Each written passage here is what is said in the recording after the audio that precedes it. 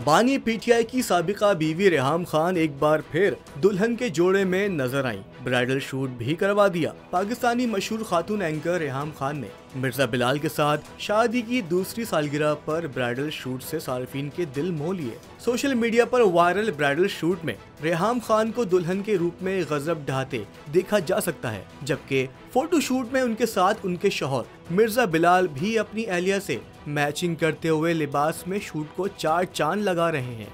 रेहाम खान ने अपने शौहर मिर्जा बिलाल के साथ एक दिलकश फोटो शूट शेयर करते हुए पोस्ट के कैप्शन में लिखा है कि हमारी मुश्तरका जिंदगी का जश्न वक्त के सफर के साथ मना रहे हैं।